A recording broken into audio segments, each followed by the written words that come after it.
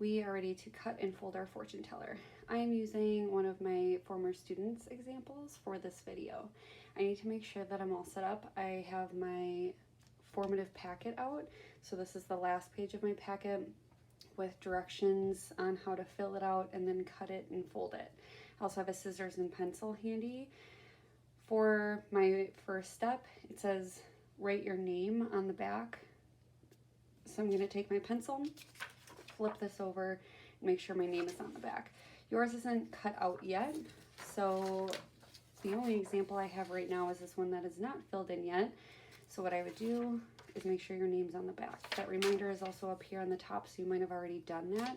It's really important because once this is cut out, like you can see this example is, your name wouldn't be anywhere on here. So you want to make sure your name is on the back, written nice and clearly, first and last. Then what you're going to be doing is taking your scissors and you're going to cut out your fortune teller. So we want to make sure that we're cutting along this bold line around the outside, and then when this was photocopied there wasn't a line along the edge. So if it helps, you can take a ruler, maybe another piece of paper, and draw a line to cut on, whatever will work best for you. You just want to use your best cutting skills. I would suggest to cut as close as you can to your actual fortune teller, but as long as you're cutting on that line, it'll work. So after you're done cutting, your fortune teller will look somewhat like this, and we're ready to fold. When I'm ready to fold, I want to follow the directions on that last page of my formative packet. So we're going to continue to use this packet until we're finished. Number 1 says start by flipping your cut out square over so that your drawings are facing away from you. All right, so I'm going to flip this over.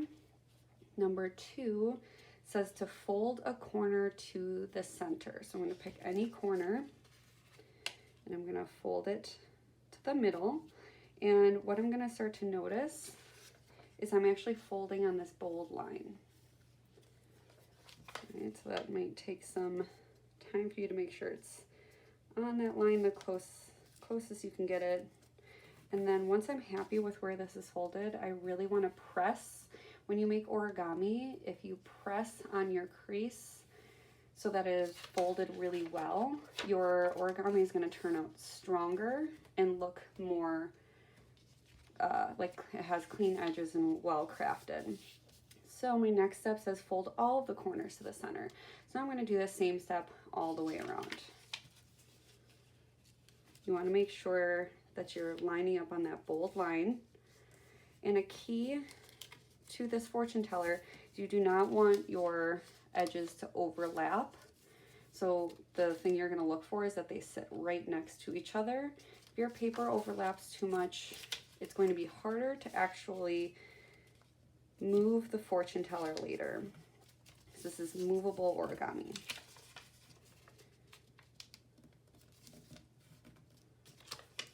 All right, I need to move this one down just a little bit because I'm noticing some overlapping happening.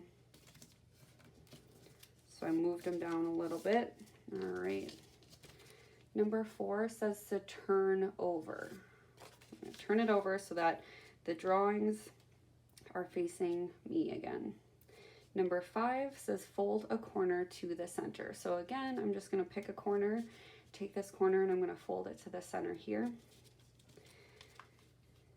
And before I fold that, I want to show you, you're actually folding on this dotted line. Okay, and again, I'm going to press down pretty well. And then number 6 is to fold all the corners to the center. So again, I'm going to go all the way around and do this same step. Make sure that your spaces are not overlapping in the middle here. It's actually better if there's a little bit of space in between. Not too much, but a little bit is okay. Okay, I'm going to go all the way around. I'm on the last one here.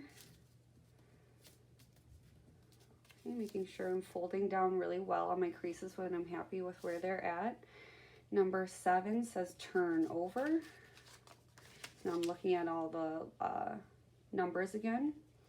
And then number 8 says insert fingers to play. This is one of the tricky parts One thing that can help you with this step is to fold it in half, both directions, and just give it a little bit of a press.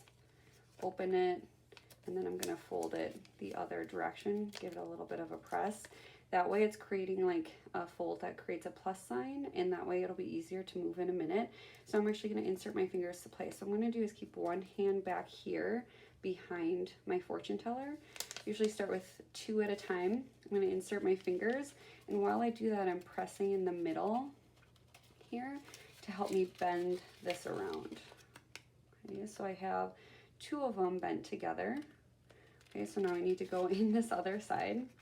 And this part's kind of hard. It takes some time, takes some wiggling around to get it to press and meet in the middle. Okay, so my hands are in the bottom, and I can see they're coming together in the middle. This is where you might have to like wiggle them around a little bit till they get into a good spot. Once you're happy with where they are, underneath, you can press those folded areas so that it really stays put. Now I can move my fortune teller to play, right? And then I can lift the inside pieces to show my fortune teller.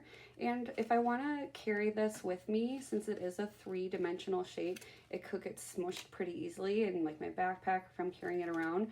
So one thing that I can do is gently kind of fold it back to this more flat form, and then I can easily put my fingers back in to make it pop out again.